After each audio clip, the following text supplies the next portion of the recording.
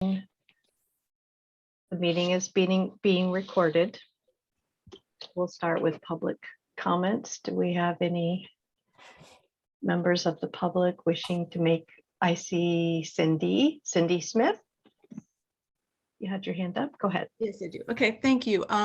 So I participated in the Monument Advisory Council meeting. It was a couple of weeks ago, and it was talking about obviously management. It was the BLM management meeting for the monument.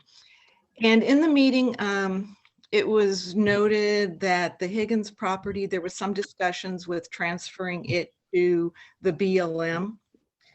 And I just wanted to voice my concerns about that transaction, if that would go forward. I don't know where you're at with that right now, but I've participated in the monument management plan, public comments from the start, and I've just been increasingly disappointed with the lands management that I've seen from the BLM. And you know, from the get-go, the management plan really did focus on recreation. And there was a lot of public comment that came in, and there were hurdles for public comment. I didn't really feel like it was as open and as inviting as it could have been. Granted, there's been administration changes in that, but it's still not something that I'm really pleased with. And just a couple of weeks ago, I got I participated, like I said, in the public comment all the way through the process. And just recently, I got their certified letter back on all the public comments. And they note that they had received 151 or 155 protest letters. They whittled that down to 41 that they considered that they needed to compliant, that they met their criteria. And out of all 41 of those, everyone, the comments were denied. You know, and these are from county experts and our, you know, the people that we really rely on to manage our lands. And so I've got a lot of concerns. The manager position here has been open for 14 months. It's still not filled. I would be very concerned about giving them any further property to manage in the San Juan County. So, you know, obviously you've got experiences with them as well. I just wanted to share with you my personal experience with the Bureau of Land Management. Thank you, Cindy, for that.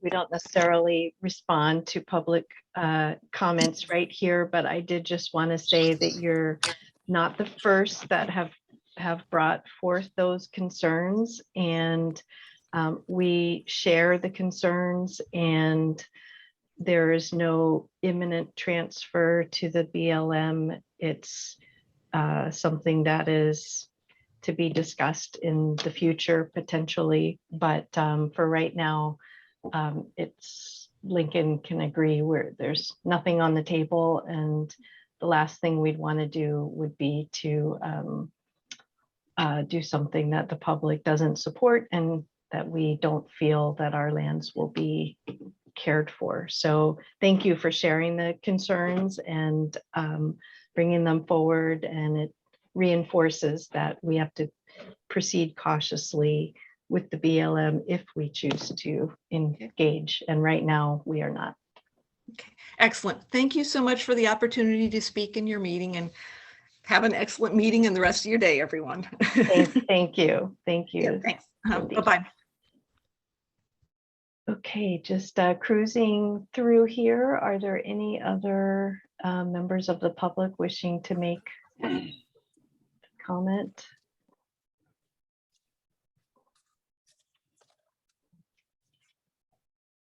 All right, then we will move on to approving the January 21st meeting minutes. Are there any commissioners with corrections for those minutes? Correct.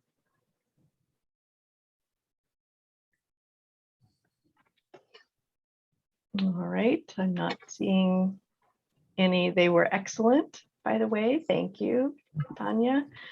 Then those minutes are approved. All right, Chair and Commissioner reports. Are there any commissioners that wish to make a report?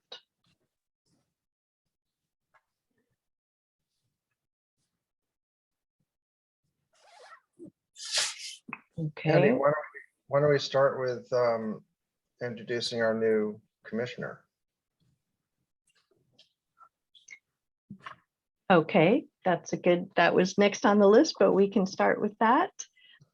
We have a new commissioner that has joined the commission, was appointed last month. It's Mike Pickett. He resides on San Juan Island. Thank you for attending, Mike, and for wanting to participate here. And if you have any words you'd like to share with the group, please go ahead. I don't have anything to really share. It's going to be fun, I think, to be associated with you guys. I know some of you and I respect you, and I've listened to a few meetings, and I think it's a very productive and professional group. So hope I don't bring it down. Looking Okay, forward to it. Thanks. all right, Welcome, Mike. Yeah, welcome. welcome. Welcome. Welcome, welcome. All right, I do have it's not really a report, but it's a comment to make. And I'm just struggling here to get to the right screen. It's a comment I intended to make at the last meeting, and it escaped me. I wanted to thank Sarah Pope and Adam Green of Oak Knoll Farm on San Juan Island for the January meeting materials. They provided a summer 2021 report of haying at Zylstra Preserve, presented very nicely and organized with visuals stating their objectives, their outreach, their future intentions. And I was really impressed and blown away, and want to thank them for bringing that report forward, and meant to do that last meeting. Okay, so with no other chair and commissioner reports, we'll move on to county council update. And as you might have seen in your email, Christine Minnie is tasked with reviewing a voting procedure. I can't remember the name, but she's not here today. She emailed out an update. So with that, we will move on to, going backwards. Brian Weiss was also reappointed to his position. And so, sorry, forgot to note that because you're such a familiar face. No problem. Yes, welcome back, Brian. Thank you for you. continuing on.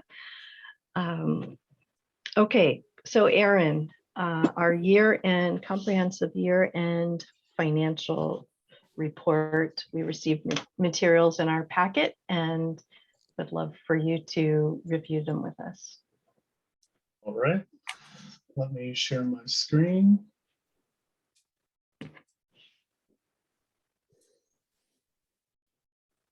Okay. Everyone see my screen? Yes. Could you Okay, blow it up a little bit, Aaron, please? That's better, thanks. Yep. Okay. So the budgeted figures on these reports reflect the revised 2021 budget approved by the commission on November 19th, 2021, and approved by the San Juan County Council on December 7th, 2021. First item of note is our total current assets at 7.5 million for the year, which is over the 7.2 for third quarter 2021. Much of this reflects in cash increases of 351,990. So this is a combination between cash on hand and our investment pool of 3.7 million. The interest rate, as we all are aware of, continues to dip and is at 0.0966%, which is below last year to date at 0.1619%. Real property numbers represented here in cash. Cash value at 67,949,000. Get down to expenditures, revenue and expenditures. The largest item here to mention is our end of year REIT, which came in at 6,725,000, which is by far the largest REIT year for land bank to date. We did amend this budget from 3 million conservatively to 6 million in the fourth amendment. And at the end of the year, we still exceeded that number, which is absolutely phenomenal. Allows us to do a lot of the projects that we're looking to get done here in 2022 and 2023. Next, we can look at donations for the end of the year, private donations. This includes a cash value donation for the Barker donation at Beaverton Marsh and the Spencer Spit conservation easement on Lopez. That's why that number is so large there. That is also reflected to balance because it isn't an actual cash value. It is also balanced out in the expenditure amount. So it balances out our cash. It's not staying as a cash number. Conservation fire program for the end of the year. That is the one sale of the conservation easement to the Preservation Trust at Beaverton Marsh. We did have budgeted a $3 million loan, but given the fact that specific acquisitions did not happen at the end of 2021, we did not use that money. So that did sit there as a budgeted item, but was not used. Expenditures for the Conservation Area Fund. The transfer, the final transfer to stewardship was made in the fourth quarter. This also was the final loan payback for the loan from stewardship from 2020. The acquisition costs fallen at $3,400,000 for the year, and loan and bond repayment was made in the fourth quarter as well, according to the repayment schedule. Our administration costs sit at 3.04%. This is taken from total administration expenses at 285,000 against total revenue of 9.3 million, which gives us the 3.4% administration costs, which is well below our goal of 10% or lower. On to the Stewardship Management Fund. Cash sits at 460,000 above third quarter at 2.1 million. LGIP, LGIP again is reflected as the same number for our local government investment pool.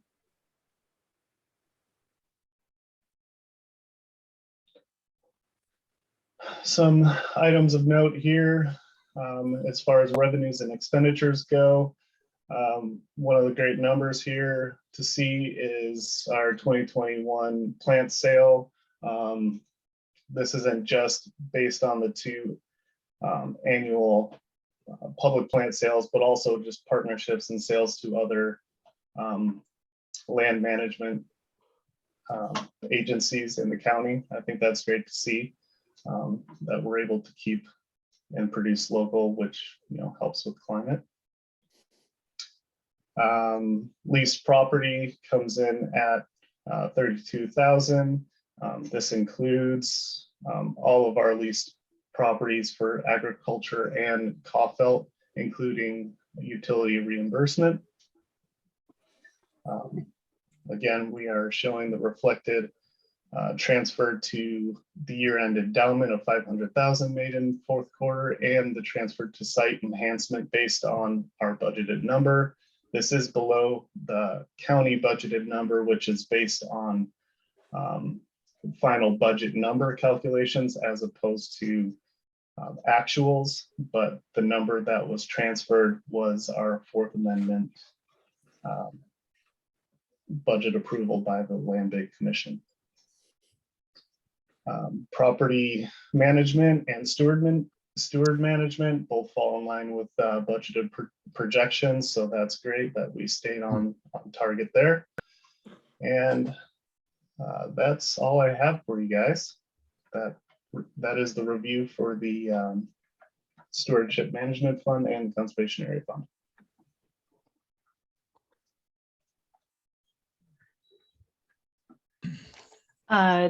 Jim, you've got a question for Aaron? Yeah, can you hear me? Yes. Okay, are we going to talk about the cash projections or at this point, or is that slated for somewhere later? I don't see it on the agenda. Or is I believe just for our information only? Yeah, I believe Lincoln was going to discuss that later on in the director's report, I believe. I think we may talk about that in executive session as it relates to the potential Glenwood acquisition. Okay, I do have a question that would hopefully is just going to I just think it's important regarding, you know, good edification on these sheets, especially this cash projection sheet. But Aaron, can you explain to me again and everybody else about what this line item is, which is 31 is the line. It's a reconcile to San Juan County budget. I'm just trying to remember how those, you know, what's that? What are those numbers all about, and how do they relate to the numbers around them? I just think it just seems like one of those things that is there, but I don't really understand it. So if we're talking about the cash you're talking about this cash projection sheet. Yeah, and line 31, which says reconcile to San Juan County budget. What other numbers on this cash projection sheet do those relate to? I mean, maybe I'm missing something here. It's right in the middle. Yeah. Yeah. Sorry, I see what you're speaking about. I would have to pull up. I wasn't really prepared to speak about that specific sheet, so I will have to pull up the spreadsheet. Sorry, I'm gonna stop sharing the screen.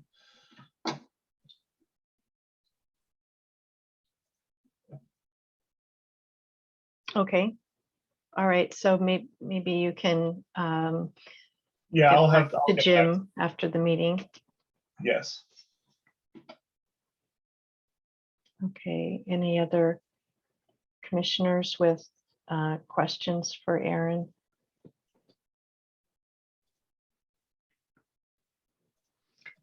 Okay, I have a few questions. They're not necessarily specific to the exact numbers on the sheets. One of my questions, I remember last fall, we were required to do a 2-year budget, 2022 and 23.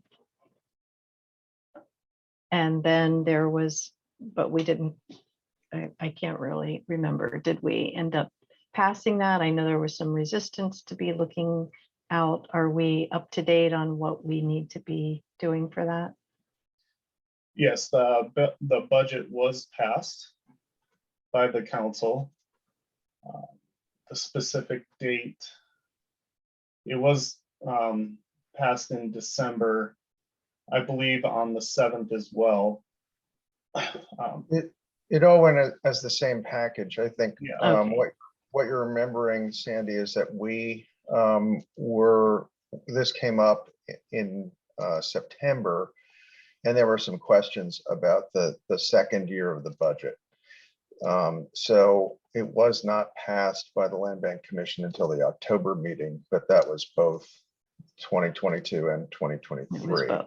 Okay, And we will have to come back to the 2023 budget. We're required to do it every year, even though the council has switched over to this biennial cycle.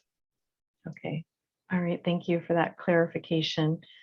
The other thing is, at that time, maybe it was October, there was a question brought up by the budget committee about our transfers to the amount of our transfers to stewardship fund.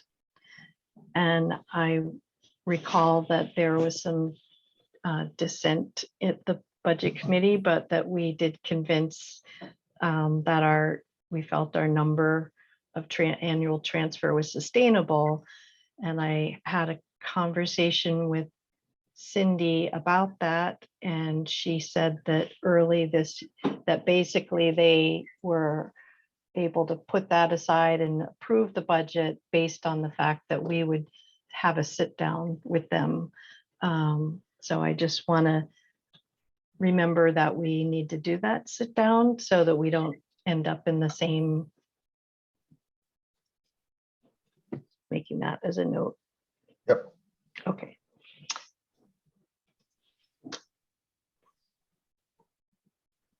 All right. Thank you. Thank you, Erin, for that presentation. Very comprehensive. And we will move on to the director's report, Lincoln's acquisition update. All right, so we closed on Higgins. That was good. Spectacular piece of property. As noted, we're going to be doing a series of assessments in the property. And we'll be in contact. I've already been in contact with the district manager for BLM, I think, just to make sure that the assessments we have done coincide with whatever they might need down the line. But obviously no decisions have been made about the final disposition of the property. And in fact, we are going to be applying for 2 grants to offset the purchase. One from Salmon Recovery for $500,000, and the second from the Aquatic Lands Enhancement Account at the state for $1 million. So I felt that was just prudent to pursue those. We may end up not needing them, but who knows? It's just worth doing it, especially since the ALEA, like most state grants, is on a 2-year cycle. We just wanted to get in there and get the application in, and we'll see how it scores. And that money would not be available until probably I'm guessing June of 2023. Would have to go through the legislative budget process next year. So Higgins is wrapped up at this point. On Orcas, we'll be talking about Glenwood Inn in executive session. I believe it was listed for sale yesterday for 7.9 million. So we'll talk about that further down in the meeting.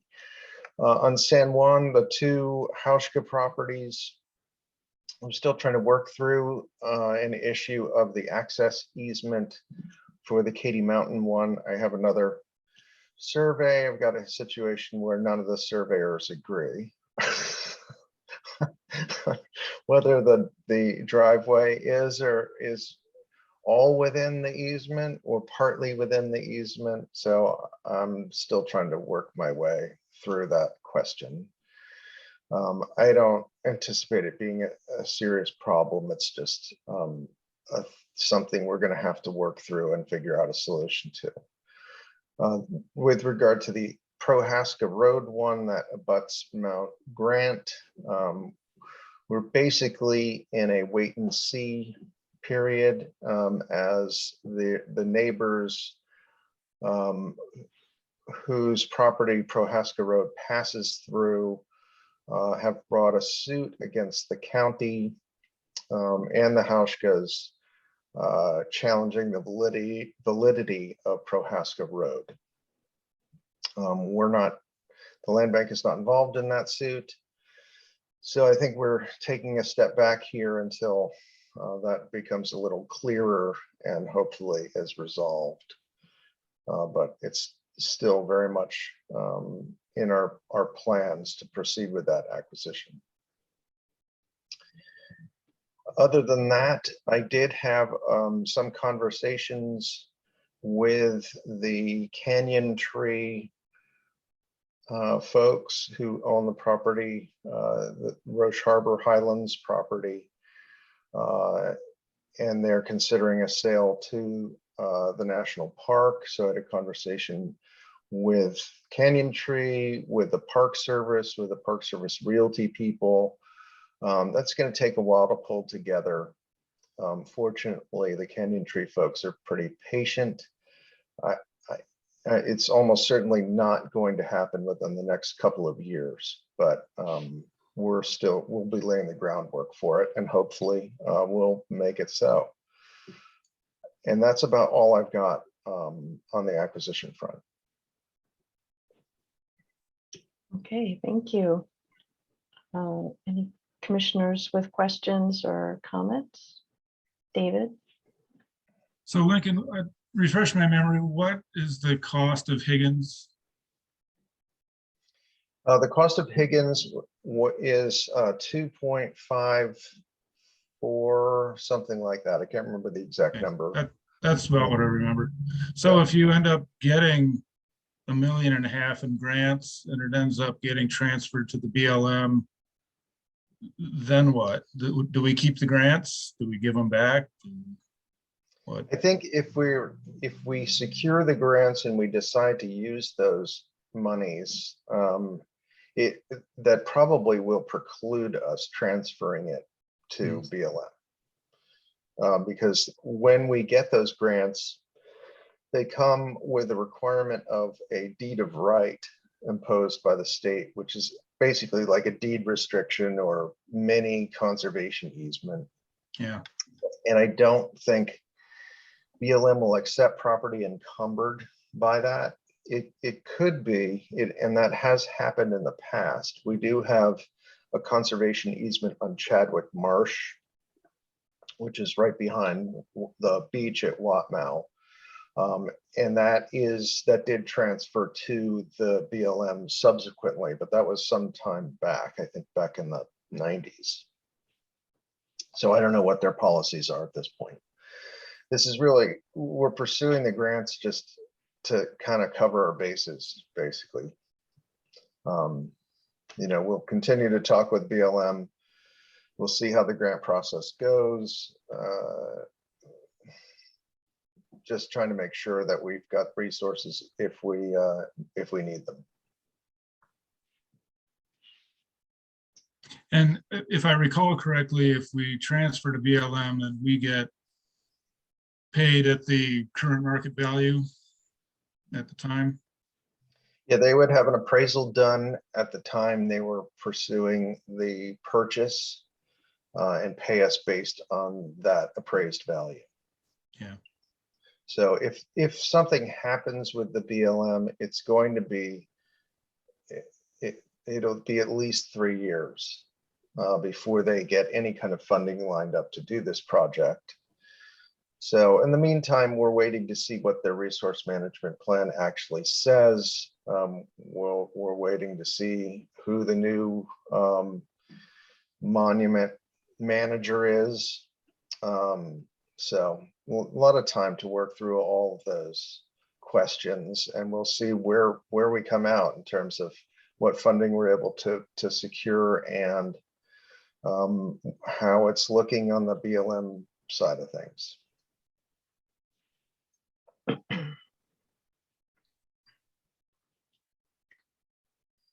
Okay, thank you. So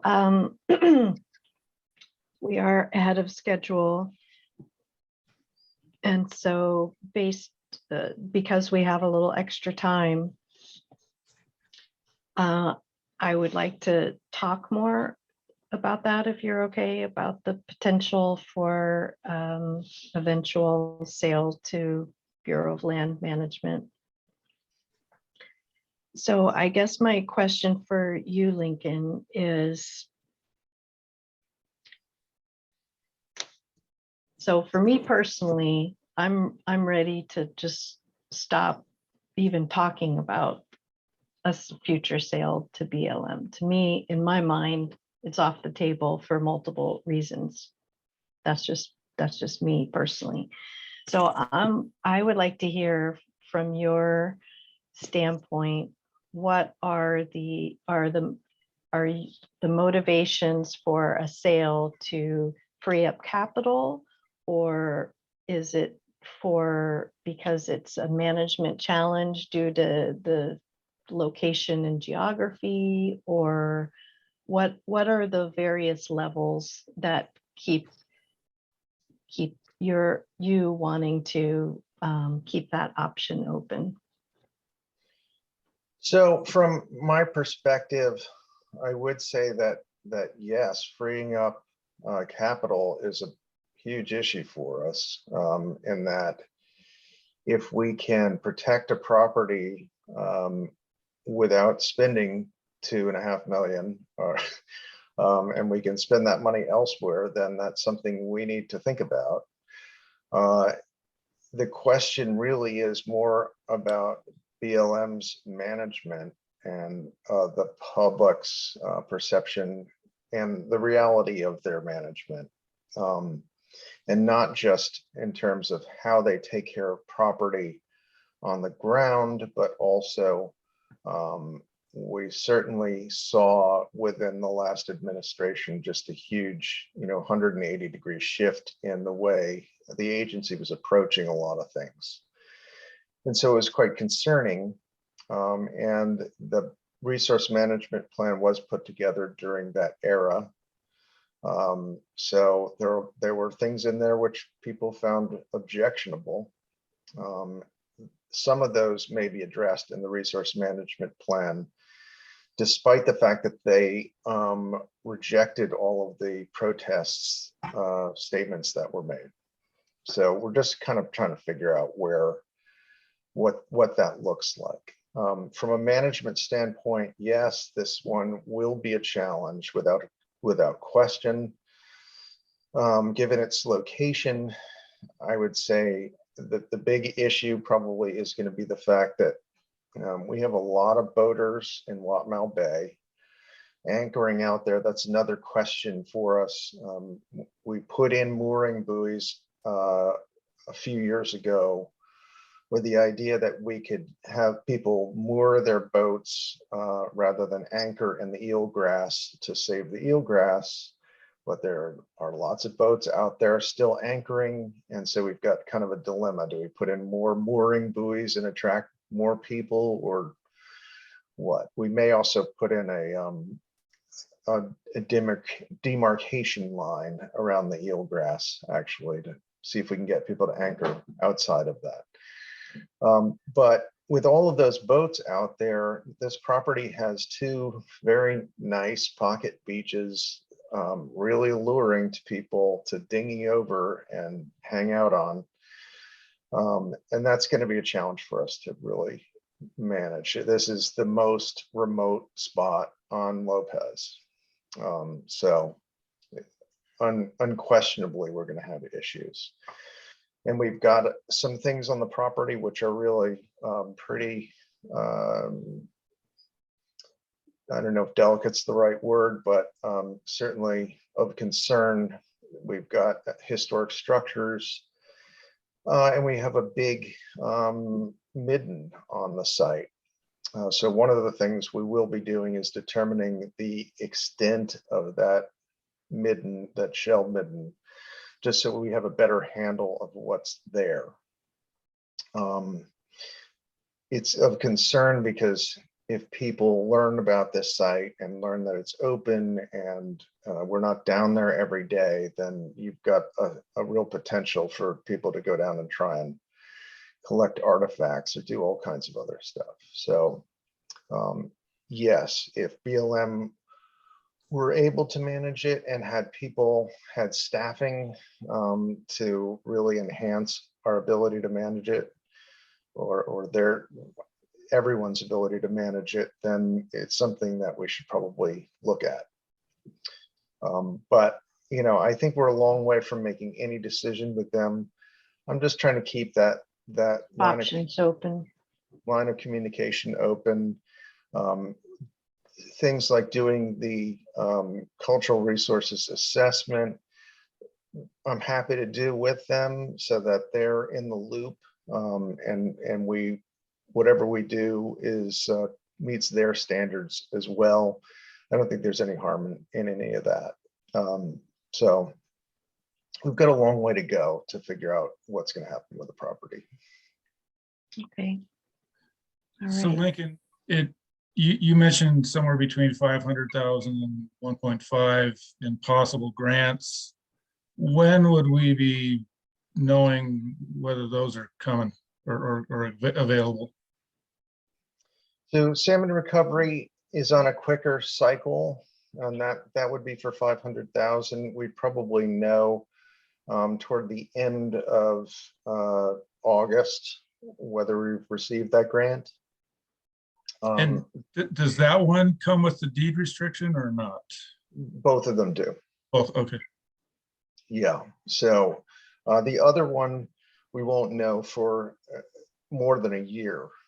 Basically, you go through the application process. It gets ranked. You do your presentations. You get a ranking toward the end of this summer, and then you know from that how likely it is that you'll be funded. But it's up to the legislature to allocate the funds in the next legislative session. So that would be social media next platform. year. It's called Truth Social. That's great. Don't know what that comment's about, but anyway, There's somebody in the public unmute. There we go. yeah. So we could be looking at a potential $500,000 grant later this year that precludes the transfer to the BLM if we accept it, without knowing if the million is coming later. I'm just trying to think through where the branch points are here. It seems like we're going to have to decide soon whether we want to. Yeah, we'll have to figure out exactly what the possibilities are with that 500,000, whether we can defer it, and also we can talk to BLM about what that means in terms of their acquisition. The reason I think it would preclude BLM acquisition is that if we accept the money and get the deed of right, basically that will preclude any residential development of the property. And so when BLM goes to have it appraised, it's going to be appraised as though it doesn't have a development unit associated with it. So the amount of money that they'd be willing to pay for it would drop immensely. Right. I mean, it seems like the question here is going to be, how much do we trust the BLM's stewardship versus our own, and what is the dollar value of that difference? I mean, if we were looking at a scenario where our net cost was $1 million because we paid 2.5 and gotten back 1.5, that's an easier amount to just let go of and call it gone. If we don't get those and we're out 2.5 and we could potentially get 3 or something back in a couple of years, it's going to be hard to say no to that unless the BLM's management is so clearly not up to standards that we need. Yeah, I Am I- agree. Okay, The other point about the BLM management could be up to snuff, but an administration change, it's shown that it's been a changeable thing. That to me is maybe the bigger concern. Right.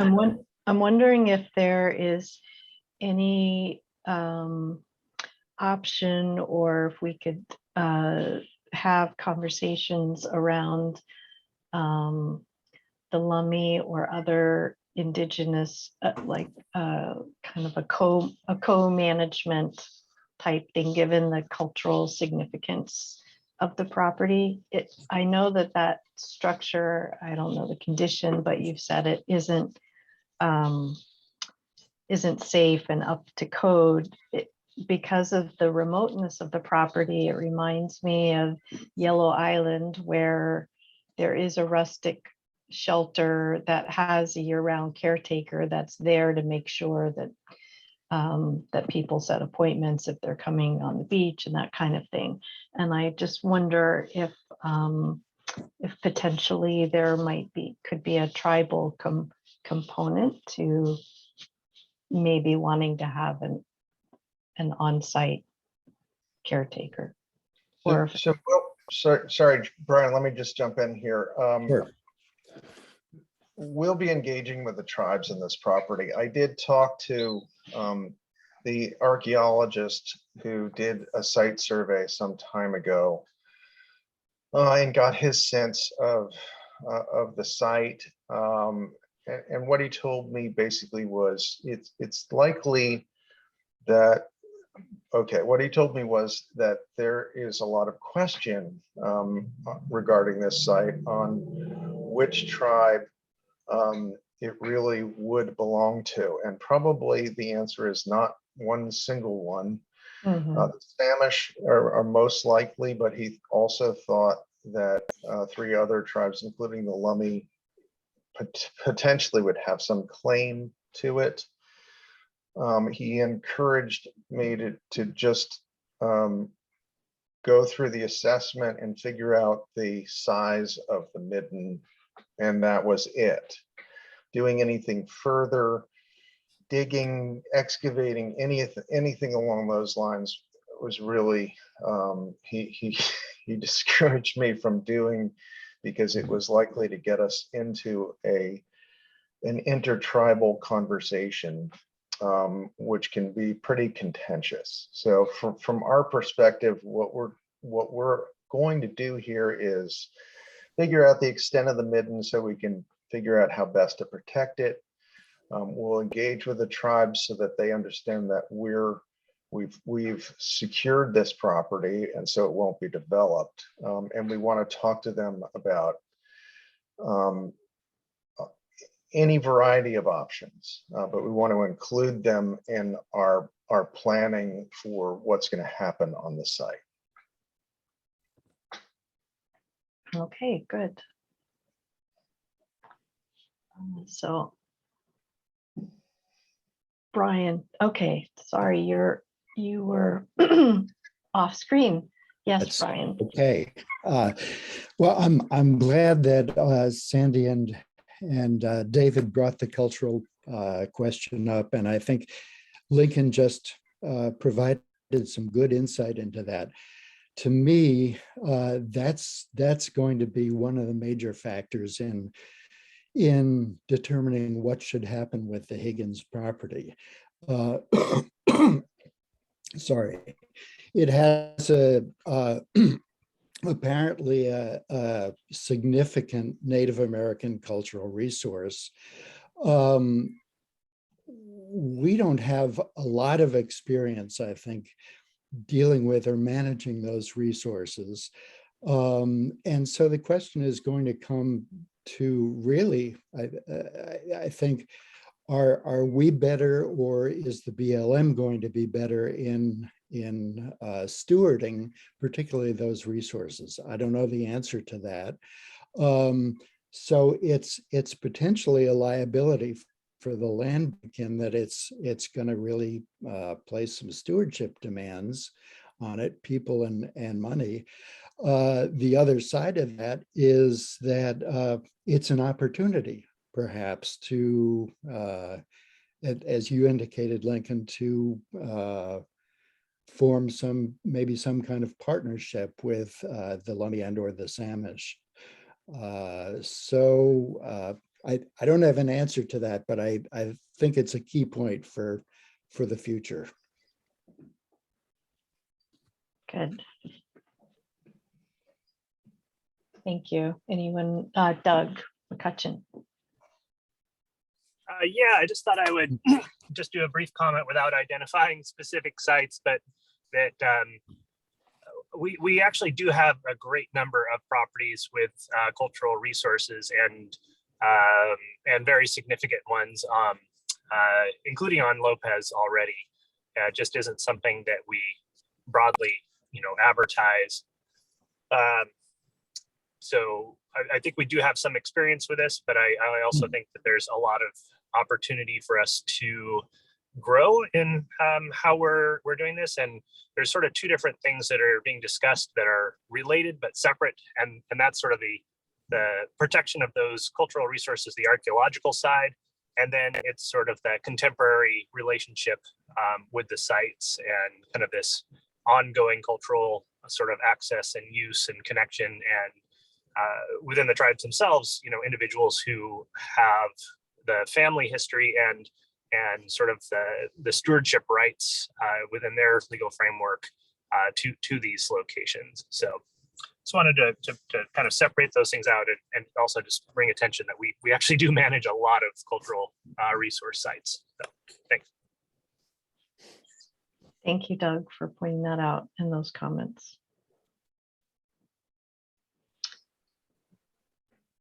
All right, anyone else wish to comment here?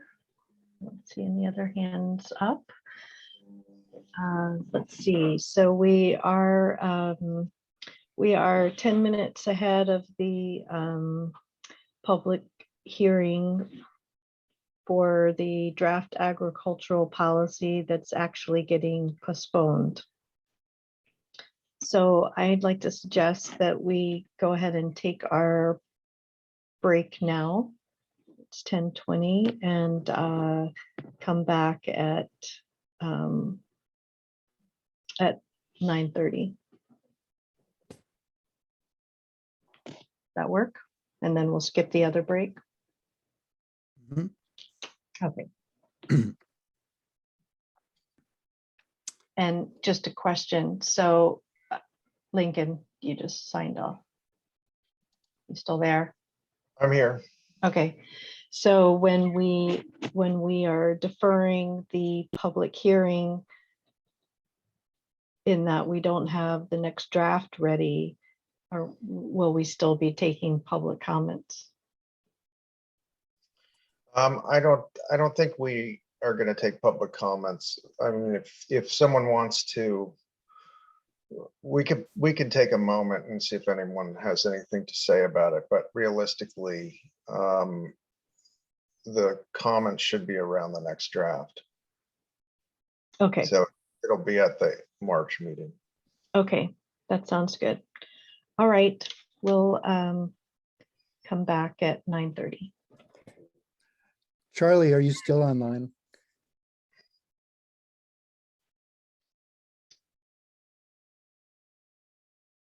Okay, we are back. We're all back. So calling the meeting back into session.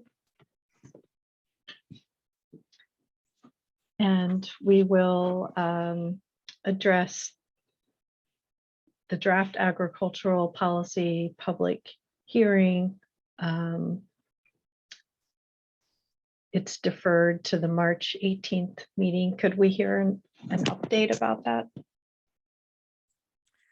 Yeah, so we were prioritizing the RFP for Cuffelt Farm, and all good things take time. So wanted to do a proper job on that and needed to hold off on reviewing with the subcommittee this coming week on the updated draft. So we'll be meeting and then should have something to provide you guys with plenty of time before the next meeting.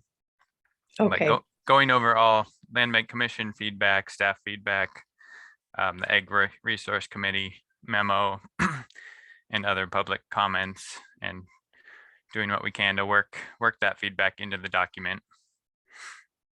And then will we be releasing to the public as well? Yes. Okay. All right. Thank you, Charlie. So we'll go ahead and move on then to the stewardship report, in which we'll be discussing the Cuffelt Farm RFP final draft. But first, are there any other questions, comments regarding the lovely stewardship report? Yes, Krista. I was just kind of wondering, I got the sense that out of the staff retreat came discussion about interim management reports and a different way of approaching that, I think, and that the Higgins property was going to be the first time that there was a staff visit that would kind of kick that process off. And I'm just kind of wondering how that went. Is that too broad a question? Yes, no, For that's this a good meeting. question. You can, Lincoln or someone from staff fill us in on what the new changes are. Yeah, actually, I couldn't make the visit. But we had a number of stuff we went over. So I'm going to kick it over to Peter and Amanda to talk about. Okay, thank you, Lincoln. Amanda, I won't say anything specific about Higgins, I think, but just the general process. That's okay. I think we're just trying to work towards providing a little clearer timeline and communications strategy around new acquisitions so that we can just more clearly communicate to the public what our intentions are and establish a period of time during which we can take care of a lot of the higher risk things on properties and do things that would be easier to manage prior to any public access, and just communicate that general plan to the public at the beginning. And so we are using Higgins as a test case. So I'd say, Amanda, take it from there. It's a good case. Yeah, so Peter also provided some examples from Metro that we looked at, but like you said, it's a lot of things that kind of usually happens before we open a property to public access, and this is just a way to kind of a framework to lay it out that we could repeat with other properties. So there's invasive species work, examining infrastructure that's there or not there. Like, for example, like just securing the site. So with Higgins, there was already a gate. So now I lock the gate and I lock the house. And then any sort of habitat degradation that's happening that would really need to be addressed before public access. So this meeting, we just, it's just an initial site visit to Higgins to show everyone, what's there. There are 7 structures there. One is the house, but then there's myriad sheds and outbuildings and all in various states of disrepair. Mhm. Yeah, so I guess, what will be coming, this information will be compiled into just a report that we'd like to use as the interim plan. And how is this different than what you were doing before? I guess is what for my edification, what was going on and what's happening now? I think the interim plans, somebody can jump in if they want to, but we're trying to address like longer term management things too and public access. And so maybe a lot of these things were already incorporated into interim plans, but maybe not stated. Mm-hmm. Does anybody have any feedback? Yeah, I think what we're trying to do here is standardize the interim plan process. Before, sometimes we do an interim plan, sometimes we wouldn't. The interim plans are different. So we're just trying to use a standard form with the goal of really being as transparent as possible, particularly about things like public access and when that might happen, and just making sure people understand that if a property is closed, it really is closed, but we are working towards a goal of opening it. It's just going to take some time. And so people understand, oh, I get it. All right, it's not going to be next month. It's going to be 2 years from now, realistically, before we can have a trail that goes on a property or something like that. I did. Oh, sorry. No, go ahead. I did a terrible job of articulating what we're trying to do, but Oh, you did. But it's partly about a predictable path for staff, staff commitment. Do we have, the right number of people in the right place to handle something that's being proposed, and just to not get ahead of ourselves and be suddenly buried with multiple projects, just to set aside a time to figure that stuff out, communicate it to the public, and just have a more predictable process. And once again, I didn't do a good job of articulating it, so I'll stop there. You're I think articulate. I'd like to just throw in as well that it's, I think some of the goals are to create consistency kind of across the district. So one thing that was nice about the site visit to Higgins was the preserve stewards from all the islands getting together to talk about management, stabilizing the property, messaging, things like that, so that we can have more of a consistency, I think, overall. Another goal. Thank you. Yeah, I knew there was a good reason. I just was wanting to know so I could explain it to somebody. So then my last quick question would be in regards to like using Higgins in the future, is the goal then to do an initial visit with as many district stewards as possible so they're all going at the same time, or did that just coincidentally line up for Higgins? The interim plan kind of asks for lead staff, but I think as this was a new concept that we're just discussing, it made sense for us all. And it was the first acquisition of the year, a challenging one too. So, yeah. Great, thank you. Is there a plan for, I think, Amanda, you mentioned last time, we talked about some signage, and I'm wondering about signage at the beaches, since there's a risk of boaters dinging over and landing. Do we plan to have any signage out letting the public know it's off limits and it's being worked on, or what's the Yeah. thought? So I think we talked about this a little bit at the communications meeting about, not just having an area closed sign, but a little bit of a description of the land bank just recently acquired this property.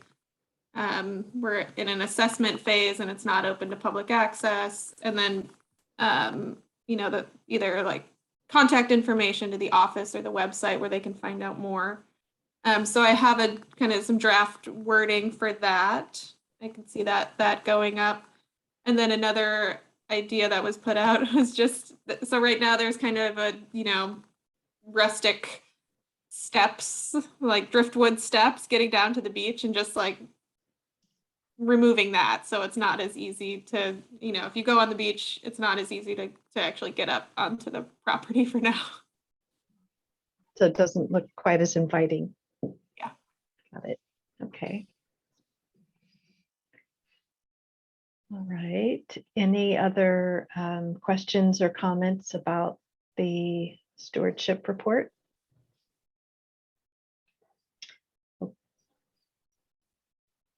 Okay, so we will move on to the Kaufelt Farm final draft request for proposals that we received in the packet. Commissioners with questions or comments, we thank you for also sending the tracked changes version. That makes it much easier to go through.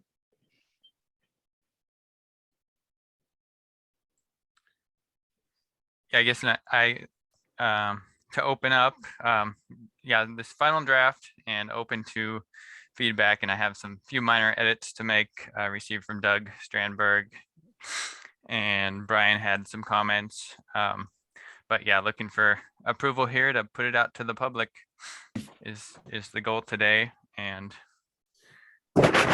it's a big step. It is a big step. Thank you for all the work that you and the committee have put into it. Yes, Brian. Okay. Bring up something that we discussed in the subcommittee, and that I picked up to Charlie until this morning after I saw the draft. On page 5, this is the section where we're talking about the lease rate. And we had agreed in the subcommittee, I believe, and maybe Krista can verify this, that to round the lease rate number to make an even number. And I think what we ended up agreeing to do was to round it to $2,400 a month, and therefore $28,800 a year. Krista, is that your recollection? No. Well, yes, at one point we did do that, but I think we rounded up, we rounded down, and then I think we landed on just getting rid of the decimal point, because there was some discussion, even the difference of $40 over 12 months makes a significant addition to that lease rate, and what the justification would be for that. We wouldn't be adding in other assets for use. We were just rounding up for convenience. The initial conversation came around what would help resetting the lease rate in the future. It would be nice to have a round number. So it was 28,300, I think, was what was in the lease agreement. It was done on an annual rate, or on the lease rate study. It was set as an annual rate, and if you divide that by 12, then you end up 2358.33333. So it wasn't anything very scientific. I think we just landed on getting to the closest dollar figure and getting rid of the cents. I think that what makes sense in terms of rounding is just to just to make it an even figure, to make it easy. So if you round down, it's 28,000 a year, 2,350 a month. So I would recommend we do it that way. That's easier to justify than increasing it. I think that's fine. Yeah. The amount is not real significant either way, I think. And I can deal with the decimal points if needed. It's a basic equation that's laid out in the lease. So not the end of the world, but if we have consensus on rounding down, fine with that. 2350. That sounds, I'm in agreement with that. And then Anyone Sandy, opposed? Yes, go ahead, Brian. Okay. I have one more if I may. And I'm gonna have to find it for a moment here. This is, okay, it's on page, sorry, there are a bunch of highlights here. Page 10, under additional desired qualifications. And this is something I just realized on a second read through. Under the bullet points there for additional desired qualifications, the first bullet point reads limited public access and education. And I did a double take on the word limited. I don't think that we can define that any more closely, but I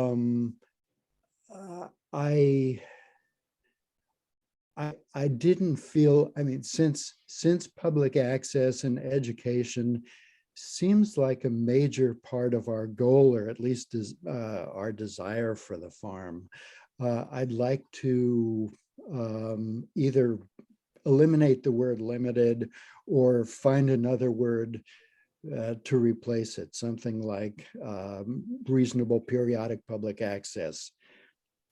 Not an elegant term, but maybe we can find another. What about taking out limited and putting opportunities in there at the end? I think that works. How about regular?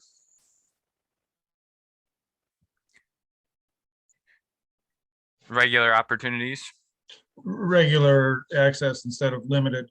I mean, I can see from the person's, the lessee's standpoint that they don't want it unlimited. So Right. we need to somehow, I mean, this isn't the lease, this is the RFP, but. No, and this is a desirable qualification. So something that would improve their chances if they had some sort of educational or public access opportunities. I like adding opportunities and taking out limited. Great. Regular sounds like it's a scheduled, going to be a. Yeah. Yeah. Thank you. All right. Any other questions or comments? Yes, Krista. Just for clarification and consistency, I thought, Charlie, at least on the version I have, we were going to decide owner or land bank. One of those terms, but it seems like we're using both throughout that document. Yeah. Yeah, good catch. And Doug Strandberg commented on that also, and told me specifically where to go, so I can make that change. Yeah. Okay, good. Yeah, he was the one that brought that up initially.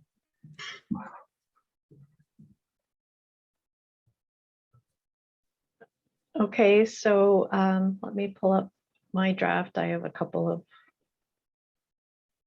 questions or comments. Okay, so this is on page 3. At the bottom of page 3, it was an added paragraph. If the Kaufelt Life Estate terminates during the term of this lease, the land bank agrees to offer the life estate property for lease to the tenant And they agreed to negotiate in good faith to determine a fair rental value and timeline. I'm just wondering if there was what the reason was, or why there was a need to include that statement.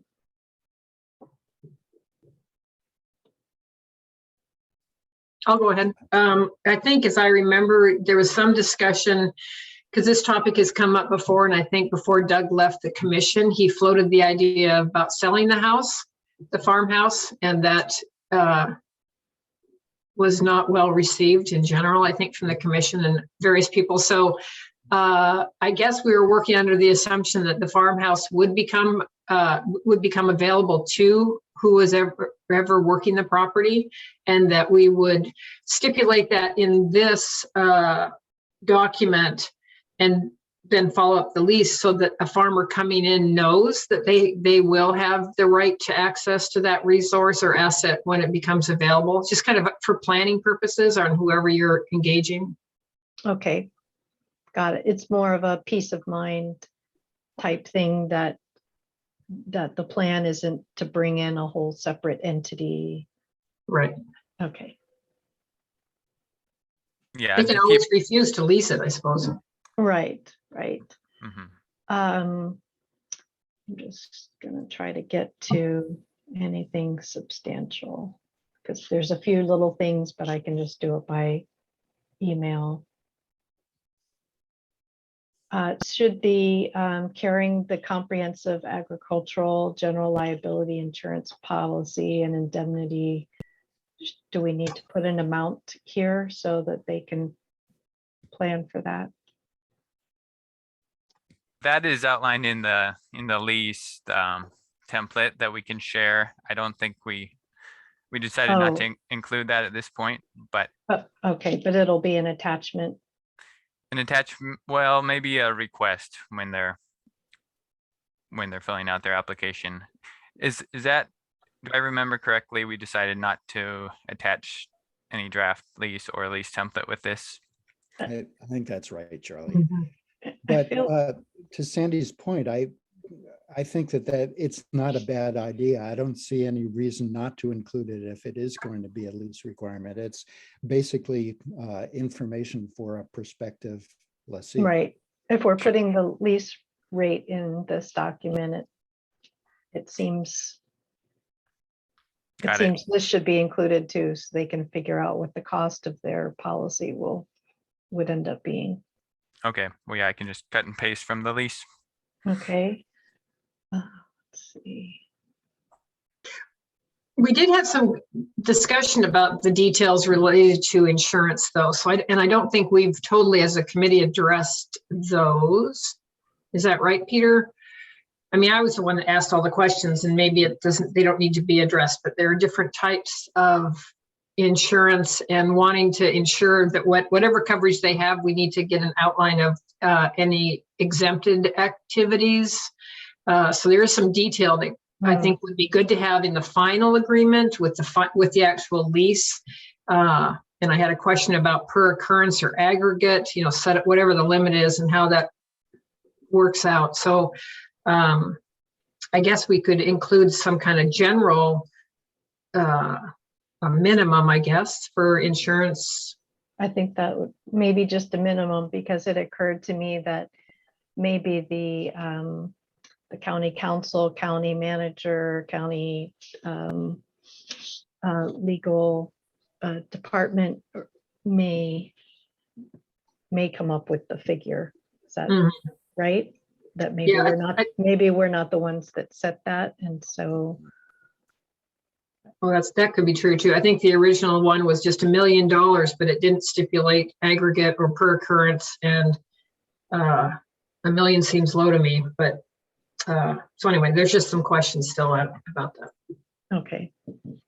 Yeah, Peter? I'll just clarify that. Yeah, the final lease will go through the county attorney to review all that. We've got notes about these different questions, and while I feel that the lease really would be nice to include it with the RFP, I think it just wasn't quite ready. And so hopefully we'll make it available as soon as we can, at least in draft form, and make that really clear that it's not final.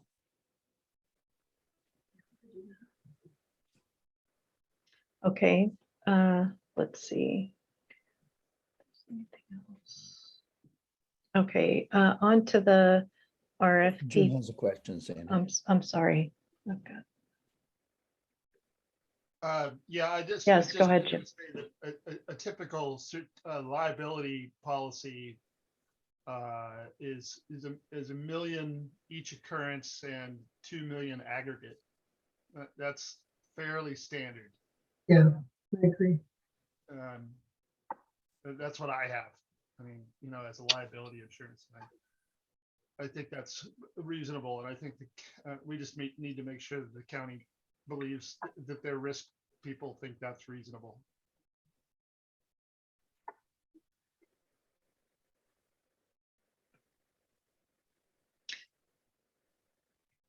Okay, under the RFP process timeline.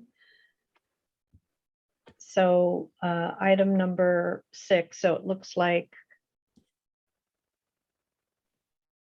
July 15th selection committee recommendation. So presumably we make a recommendation, but then it still needs to go to council. It just felt to me like there was a big gap of time between the time that we would give our recommendation for the lessee and that the lease negotiation would be complete. Or if we're still planning, I see that the date was taken out for the lease effective date.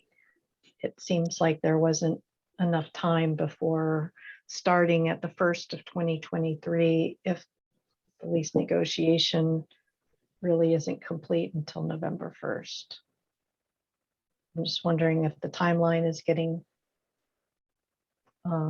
pushed out. Maybe Charlie, you could address that. I don't think we adjusted that date at all. Yeah, I think it's probably makes sense time-wise with getting proposals in. I mean, we could try and review them very quickly in time for the June meeting, Land Bank Commission meeting, but July's probably a safer bet, I think. Right. No, I mean, the difference between July and then the next date is October 30th. I see. It wasn't a change of a date. It's just striking me now that it felt like there was a big gap between middle of July and end of October. Well, Sandy, there was, looking back at the versions that I see here, I think at some point, I think it was version 2, we added in, we only had 5 or so, six stages, and we added in the lease being completed. And then we showed, and that was coming in at, my notes say September 30th, 22, but in the subsequent version 3 and 4 now, it's November 30th. So at least when we did a preliminary discussion, we must have talked about September 30th, which would close that gap a bit. It wouldn't leave as much time in between. I think it addresses what you're saying. So there's enough time for someone to plan before the lease begins. Yeah, because the effective date would be January 1, 23. So I don't know, Charlie, do you know if did I record that wrong back where I initially wrote down the end of September, but then in version 2, 3, and 4 or whatever, it's come out as October 30th instead. Okay, maybe that did get changed. I don't have the track changes draft up. And then I changed to be determined 2023. Yeah, so the basic process, you know, we will select, and then at least with the more simple leases, and negotiate all the terms, and really the approval from council or manager is when they sign it. So it'll go, the lease that we draft will go to the PA for legal review, and then once we get that back, we send it on to the council or manager for signatures and discussion if needed. So I do anticipate the kind of negotiation stage taking the longest. Okay, and is that why the lease effective date, which had been January, it now says TBD? Because it may need to get pushed out. Yeah, the signature time, it gets held up on desks. We Got can it. hopefully push it through, but sometimes it won't get signed off until months later. I think sometimes we have some flexibility with getting operations started if we have an agreement of sorts, but the actual signing of the document might not start until a little bit later. Okay, So Sandy, I'm not clear how we're resolving that question. Are we on number 6? Are we moving the date back to September 30th? I don't know that we resolved anything. I was just questioning that it felt crunched at the end. Yeah. It sounds like, Charlie, you're saying Uh, that, uh, go ahead. Yeah, just going back to what Krista said about the original versions. Personally, September 30th seems to work, seems to me to work. And if it doesn't, if we get bogged down in something and need more time, I think we can adjust it at that time.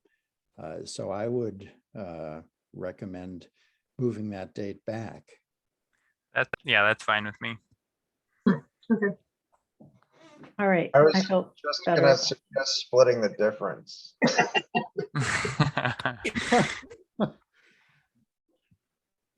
I think just move it back. Yeah, okay. Got it. Be optimistic. Let me see if I had anything else in this document.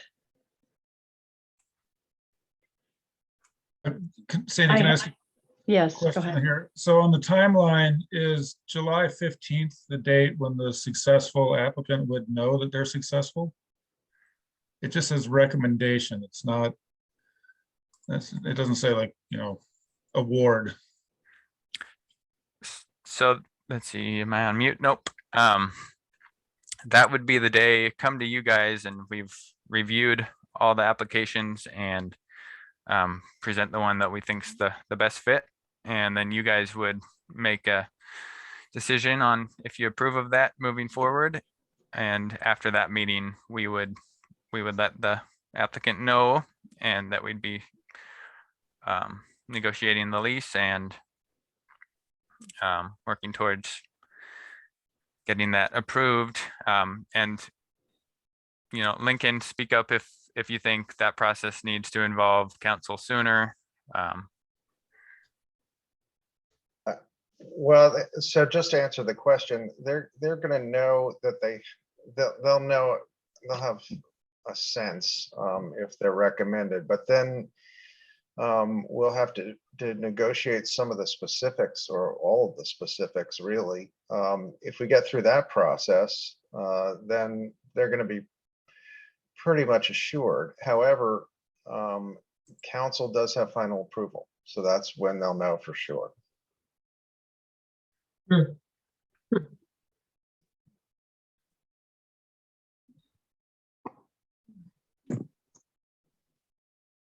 Okay.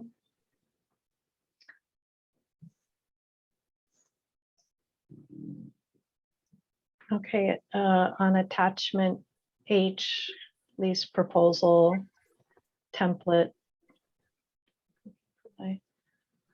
There's a couple of things that I think in the editing got redundant or need some little tweaking, so I can just email those. The one thing I wanted to ask about, some rewording that's needed, it's on the, let's see, I don't see a page number.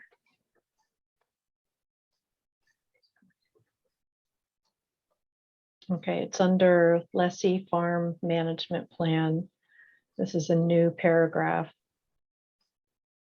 Describe the people on the farm who will occupy the residence, anticipated need for farm employees, volunteers, how it will be filled, how they will be housed. So I don't object to asking that question in general, that we kind of would need to know how many people would be anticipated to be there. But the way it's worded, describe the people on the farm who will occupy the residence, I feel that we need to reword that with fair housing laws and protected classes of people. It sounds, doesn't sound like the right question to be asking.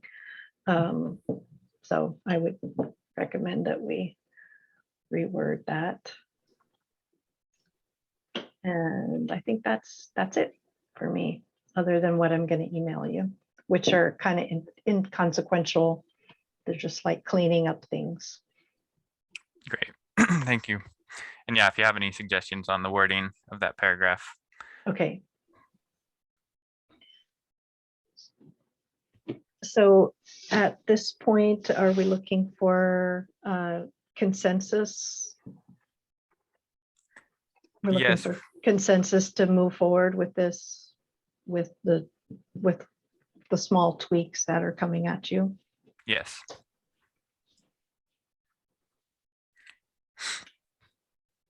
Are there any yes, Krista? Are we looking, is consensus sufficient to make this a final document, or should we vote on it? I don't know. Staff, what do you think?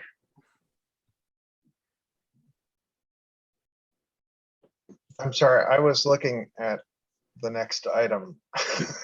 To release an RFP, do we need to like have a motion and a vote, or can we just say nobody's opposed to that, so go ahead? I think it's fine to do it on consensus. Okay, I think it's ready to go. I think it's ready to go. Yes. Agree. Okay, good job, everyone. Oh, thank you guys. Thank you. Thank you. And one more agriculture related note, I didn't get in the stewardship report. The agricultural summit's coming up March 4th and 5th, and semi-virtual and even some on the ground workshops over on Lopez. So I encourage anybody interested to attend some of those. I'm going to be involved in a land access models panel with a few other local and regional speakers. So that's Friday afternoon. Great. Yes. Thank you, Charlie. And thanks for participating on behalf of the land bank. Okay, thanks all. All right. So that concludes the stewardship portion, unless there are any other questions or comments, commissioners. Do you, Lincoln, it's not noted here, but I'm wondering if you want to note, you had a staff retreat about, I think it was about stewardship specifically. Is that right? At the end of January? It was in general. It was just in general. Okay. Yeah. So we talked about a lot of issues. Okay. All right. Okay, outreach and volunteer report with Tanya. Sorry. So most recently, still working on the calendar, the outreach calendar online, a lot of balls in the air, but also I think a lot of good things coming. And yesterday I spoke with Jason O, because I can never say his ONTJES, Onches. He's with the Noxious Weed Board, and invasives. Oh, how do I say it? I have to write it down every time. It's Invasive Species Week is February 28th through March 4th. So we're going to try to push out some information for the quarter and then get some work parties, highlight some of the things that are out there right now that can be pulled. And starting to get geared up for Great Islands cleanup. We have a meeting next week, another Zoom meeting for the planning committee.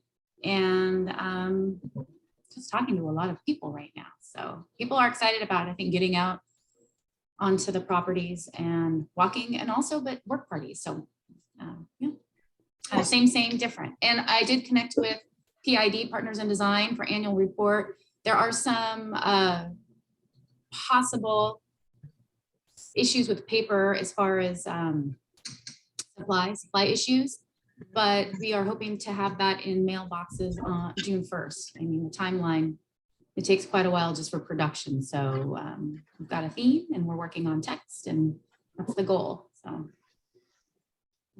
that's the short story. The events calendar. So I was looking looking online. Excuse me.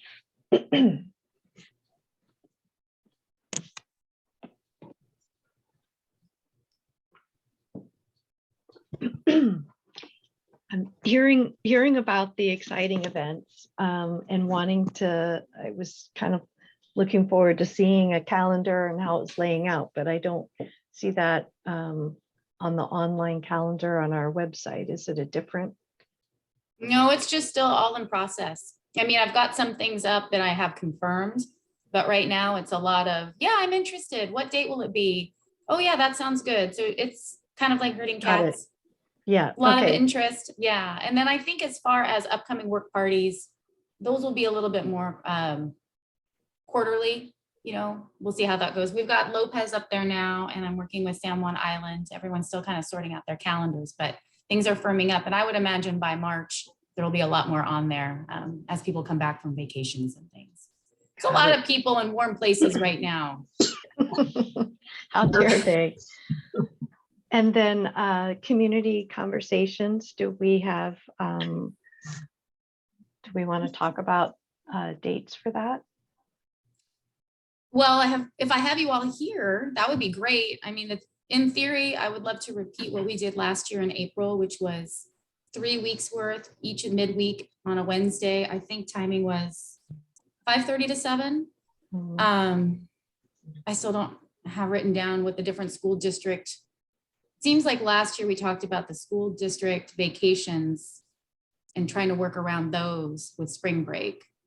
And I don't have those in front of me. I don't know. Maybe Aaron knows San Juan Island. I don't. Okay, so that still is to be worked out, and maybe we'll be doing it by email. Yeah. Okay. That seems the easiest. All right. We are ahead of schedule. Why don't you tell us about some of the exciting things coming? I was very interested about the forest fungi, and is it Kayla to do a talk? Does anyone? That was Kayla's brainchild. If she wants to, I don't know if there she is. I think that might have been from your list, Sandy. Yes, it was my idea, but I was really happy to see it coming together. Peter volunteered me for that. I don't quite have a framework yet, but okay. Think on it over the summer. Well, I can tell you some things that are coming back. Well, a favorite for me, I'll just put it that way, since clearly all revolves around me, is the intertidal walk at Dead Man Bay. When I first started, Eliza connected me with Dr. Mullinger. She is a guest professor at Friday Harbor Labs every summer. In the last few summers, they've either haven't come or it hasn't worked out, but that's always really popular. And she is super engaging, gets everybody out there in the tide pools. I mean, she studies slugs, sea slugs, but we'll have that. And then also, if I can pull it off, I think I'm pretty close, a series through the summer that I'm calling the Naturalist Lunchbox. I still have a few people I'm trying to get confirmations, but it'll be something that'll be in the front at Driggs Park. So in the little grassy area in front of the land bank office here on San Juan. And it'd just be an hour, something that folks can come and walk to during their lunch, bring your lunch, have a little introduction to whatever the topic is for that week, and then a short activity. couple of people I have confirmed are the folks from WSU and the invasive green crab, the European green crab. They've got some interesting ideas about that. I think Shona Aiken from Wolf Hollow, our Dr. Robertson will come, and she's thinking something whaley, to quote her, think about whales. So those are just a few. And then we have the county fair is going to be live this year, and the Stewardship Network is still thinking on how to approach the Green Village, which is what it's been called in the past, hoping to maybe change that name, switch locations. There's a lot to be worked out. The fair is still, we can't source a lot of tents, so I think it's going to look different this year than it has in the past, but everybody's just happy to be in person. The rides are coming. That's all anybody really cares about. Okay. All right. Thank you, Tanya. Sounds exciting. Future agenda items. We should talk about the retreat, which is going to be a week from today. And the timing for that is at 9 to 2, Lincoln? Oops, you're muted. Correct. So mark your calendars, 9 to 2 by Zoom. It will be a facilitated, it's called retreat. That to me sounds like we're getting pedicures and things like that. And really it's a work session, but we can call it a retreat. It's a 5-hour work session. Can we get pedicures? No. Come on. And so we're working, Lincoln has been working with John, and I'm participating as well to help shape that up. So we'll be talking about big questions, evolution of the land bank's mandate. We'll be looking for input from the commission on stewardship priorities, acquisition priorities, climate change, responsiveness. What else, Lincoln? Can we also- Looking at community priorities, basically reviewing the Polis and Confluence surveys. Just because that's the best information we've got. And then a lot of discussion about prioritization. Jim? Can we also look at, it's a very basic thing, but I'd really like to get back to meeting in person. And I've posed that question to both Tanya and Lincoln, and there's maybe somewhere between April and June we can start doing this in person again. I think despite the efficiency and other easy bits about Zoom, I significantly miss the personal interaction and gathering aspect of meeting in person. And I'm sure we need to follow all protocols and such, but there is word out this morning that Governor Inslee is going to drop the mask mandate for the most part, third week in March or fourth week in March. So I'd just like to have everybody kind of have that in their mind about trying to get back to meeting in person. And that whether that's a retreat subject or not, I don't know, but we'll just have to wait. Thank you for bringing that up. I don't see it as a retreat topic, but it's something that we had talked about needing to still be able to do some sort of a hybrid type version. There's still going to be high risk people who aren't going to be comfortable with that, I think. I don't know. So, but some type of a hybrid where we could be meeting, but people could still be participating virtually. Maybe we'll wait and see what staff comes back with for suggestions for that. Okay. All right, I see Doug has his hand up. Doug McCutcheon. This is kind of almost a comment question.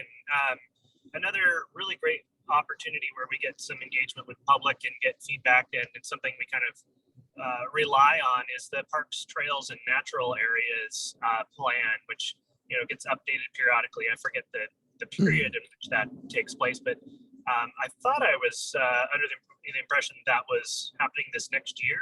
Lincoln, can you comment on that? And maybe we can do a little extra work around that just as an individual organization to get some feedback. Thanks. Yeah, that the Parks, Trails, Natural Areas plan and non-motorized transportation is also in there. Does have to be redone this year. So Brandon Cadwell from Parks is taking the lead on it. We probably will do some open houses. There's always a provision for getting input from people. So there will be an opportunity for that. We're a little late out of the gate on it. So we're gonna have to really crank to get this thing going because this is our last year of the existing plan, and it's what we need to do in order to remain eligible for state grant funding. Okay. Is there any element of that should be discussed at the retreat? I don't know that we need to talk about it in depth at the retreat. I think it is something that people should take advantage of when we do have these public meetings. And I think it'd be great for the land bank, all land bank folks to get the word out to their network of people when we are going to have open houses, which my guesses will be early fall, something like that.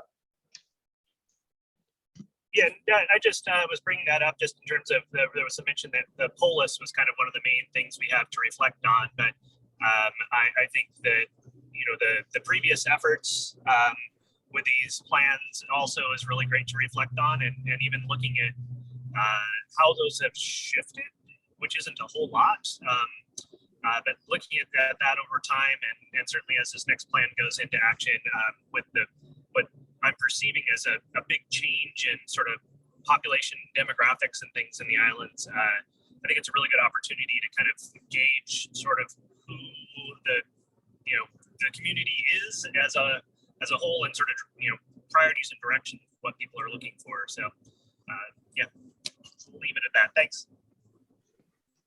Thank you, Doug. Brian?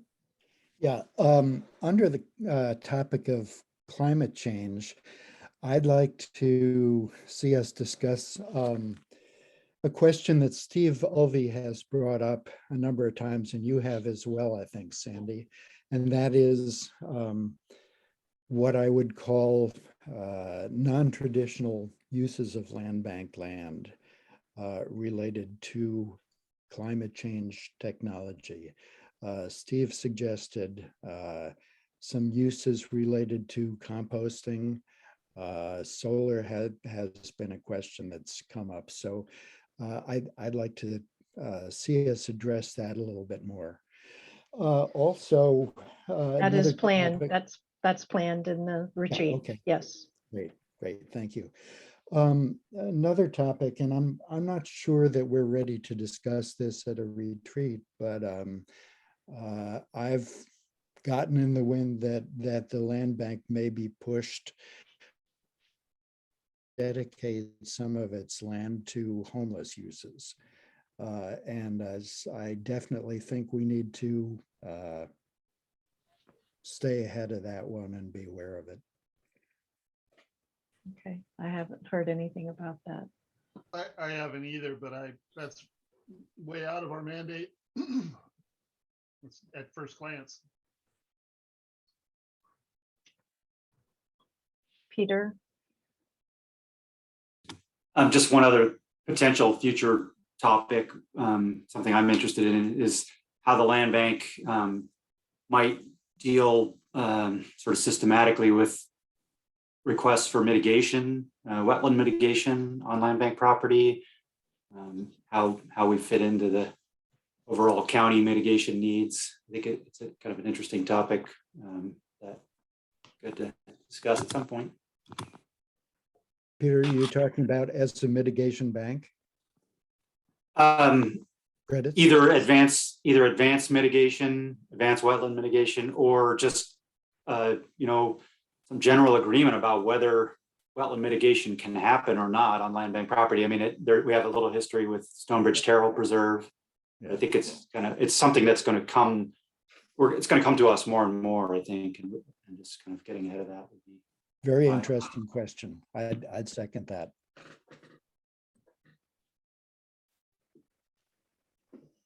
I would say, yeah, we should talk about that. I don't think we're really ready to talk about it next week. But let's get it on a commission meeting agenda for a longer meeting. Okay.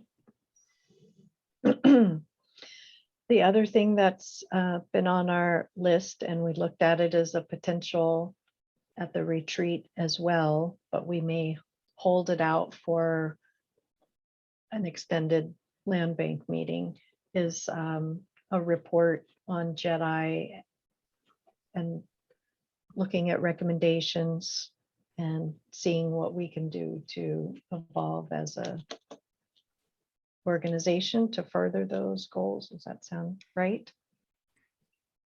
Yeah, so we might already have enough of a chunk to talk about at the retreat. We don't know that we'll have time to get into that, but it's on our list very soon. And we do have a summary written of the JEDI committee activities. Okay. Good. All right. So I think we could go ahead and go. Are there any other subjects people want to add in for future agenda items? Whether it's future agenda or to be included at the retreat? No.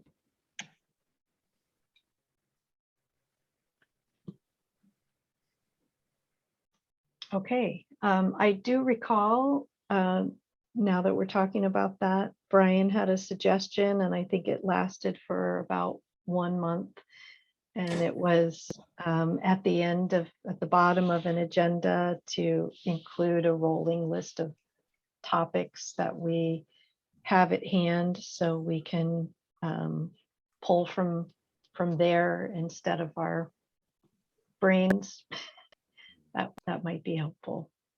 It's easy to forget things when they're not in writing in front of you. So I'm not sure if we're forgetting anything big. Yeah, apologies. We'll get back on that. Okay. All right.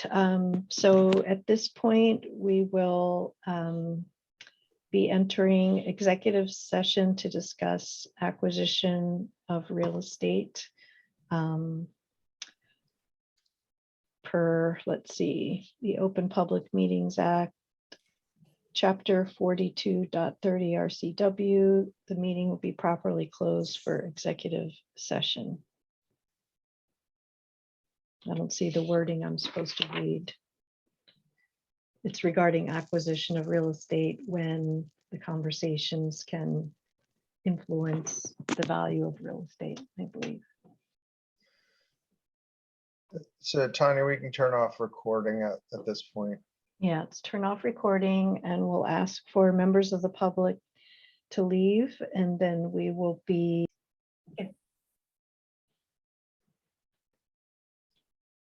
All right, so this it's 11 a.m.